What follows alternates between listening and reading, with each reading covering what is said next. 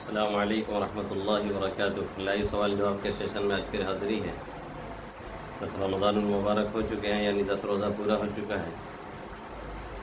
جو ایام بچے ہیں اللہ رب العزت عافیت خیریت سے اسے بھی پورا فرمائے اور پورے قدر کی اس کی توفیق عطا فرمائے، آمین یا رب العالمین۔ محمد ذیشان سدھور بارہ بنکی یو پی سے پوچھتے ہیں، میرا سوال یہ ہے کہ نماز تراویح کے بعد اگر کوئی کھانے یا پینے کی چیز روز تقسیم کی جائے تو کیا یہ صحیح ہے؟ یہ سوال پچھلے سال بھی آپ کا آیا تھا اور جواب بھی دیا گیا تھا، آپ وہاں سن لیجیے۔ اور یہ کیوں تقسیم کی جا رہی ہے، کیا وجہ ہے، اگر اس کے کچھ ریزن معلوم ہو، سبب معلوم ہو تو پھر کچھ جواب دیا جائے۔ یوں ہی کسی کی طبیعت کہہ دیتی ہے لا کے کوئی چیز تقسیم کر دیتا ہے تو کوئی حرج نہیں ہے، خاص کوئی وجہ ہو تو پھر اس کی وجہ ذکر کریں تو بتایا جائے۔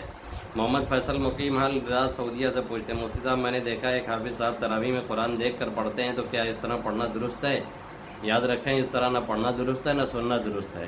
اگر کوئی اس طرح سنتا ہے اور اس نے پیچھے سے لقمہ دے دیا اور حافظ صاحب نے لقمہ لے لیا تو نماز دونوں کی خراب ہو جائے گی۔ محمد ذیشان سیتاپور یو پی سے پوچھتے ہیں، مفتی صاحب میرا سوال یہ ہے کہ کیا کھڑے ہو کر ویشنگ میں وضو کرنا کیسا ہے؟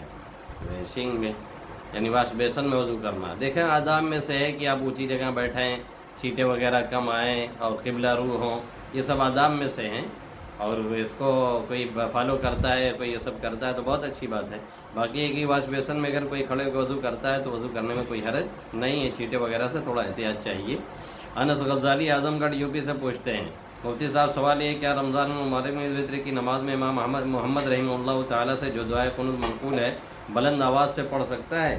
یہ سوال آپ کا پچھلے سال بھی آیا تھا، پھر وہی سوال ہے، اس میں بھی ہم نے جواب دیا تھا کہ ہمارے یہاں دعا میں اصل یہ ہے کہ آہستہ ہو، اسی لیے ہمارے آمین بھی آہستہ ہے، دعا بھی آہستہ ہے، اور یہ سب اولا اور غیر اولا کی بات ہے، کوئی زور سے پڑھ دے گا تو نماز خراب نہیں ہوگی، خلاف اولا کام کرے گا۔ محمد اکرامہ مجدیہ شاگن جونپور سے پوچھتے ہیں، میرا سوال یہ ہے کہ انشورنس بیمہ کرانا کیسا ہے؟ کچھ لوگ جانی مالی انشورنس کراتے ہیں، کیا یہ جائز ہے؟ مفصل جواب عنایت فرمائیں۔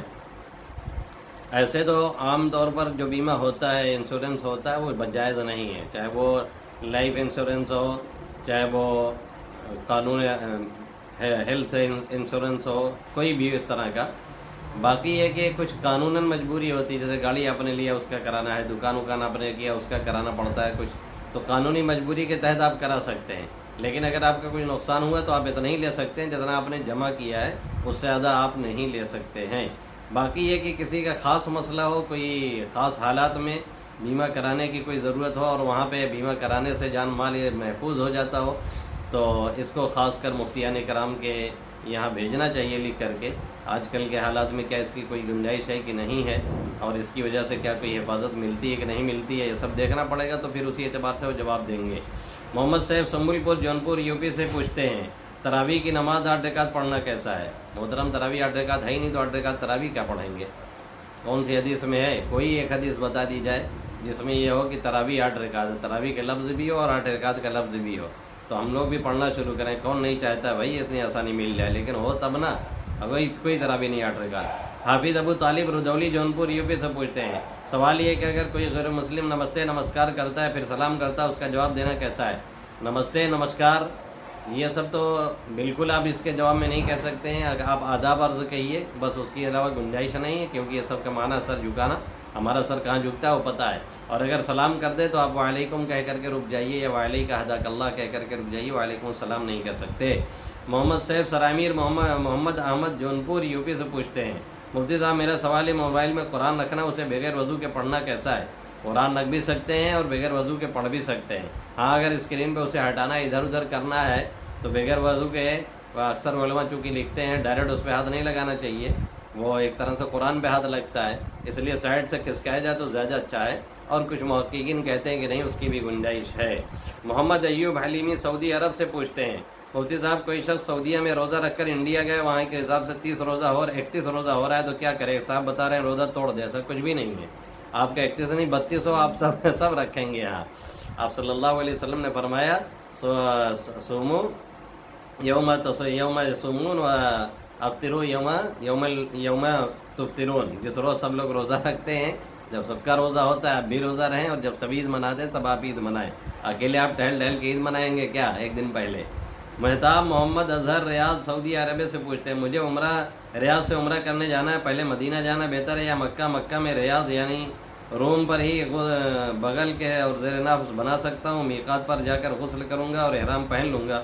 عمرہ کے لیے ضروری عمل بتائیں، نیز ایک دن میں 2 عمرہ کر سکتے ہیں اسی احرام میں؟ دیکھیں، پہلے مدینہ جانا بہتر ہے یا مکہ؟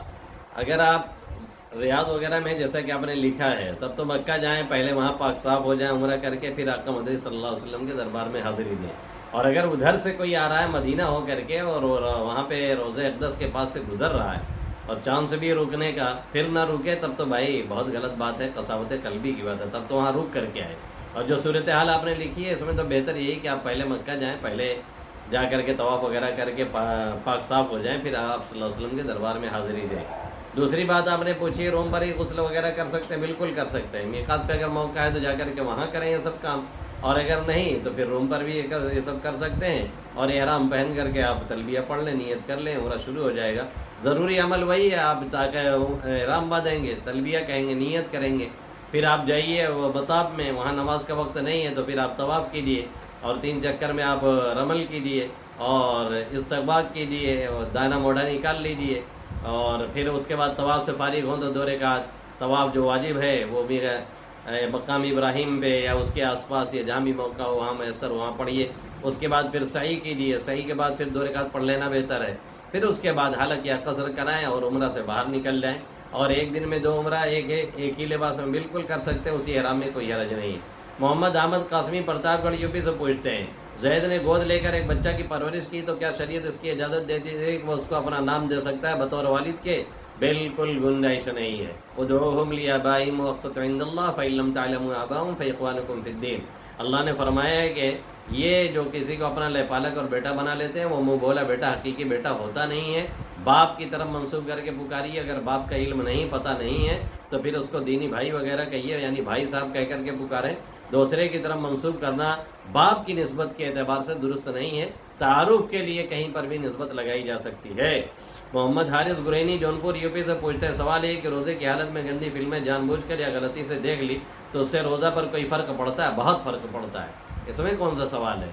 روزہ کی جو روح ہے بالکل ختم ہو جاتی ہے۔ آپ صلی اللہ علیہ وسلم نے فرمایا من لم يدع قول الزور والعمل به فليس لله حاجة في ان يدع طعامه وشرابه۔ جو روزہ رکھ کر کے جھوٹ بولنا، اس پر عمل کرنا، غلط باتوں کا نہ چھوڑے تو اللہ رب العزت کو اس کی کوئی ضرورت نہیں ہے کہ وہ کھانا پینا چھوڑ دے۔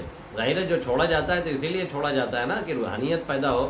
اللہ رب العزت نے جن چیزوں سے منع کیا، اچھا عجیب بات ہے، جو چیز پہلے سے جائز ہوتی ہے، کھانا پینا، شربت پینا، ٹھنڈا پینا، آئس کریم کھانا، کھانے وغیرہ استعمال کرنا، وہ چیز تو ہم چھوڑ دیتے ہیں تھوڑی دیر کے لیے اللہ کے حکم پر، اور جو چیز پہلے بھی گناہ ہے، روزہ کی حالت میں بھی گناہ ہے، ہر حال میں گناہ ہے، اس چیز کو ہم نہیں چھوڑتے۔ یعنی اس طرح کی فلمیں وغیرہ بہت ہی غلط کام ہم لوگ کرتے ہیں جس سے روزہ کا ہمیں کوئی فائدہ نہیں ملتا ہے۔ محمد سلمان مانی کہنے کے لیے روزہ ہو جائے گا لیکن اس کی روحانیت سے کوئی ہمیں ملنے والا نہیں ہے۔ محمد سلمان مانی کلا جونپور یو پی سے پوچھتے ہیں، عورتوں کا تبلیغی جماعت میں جانا کیسا ہے؟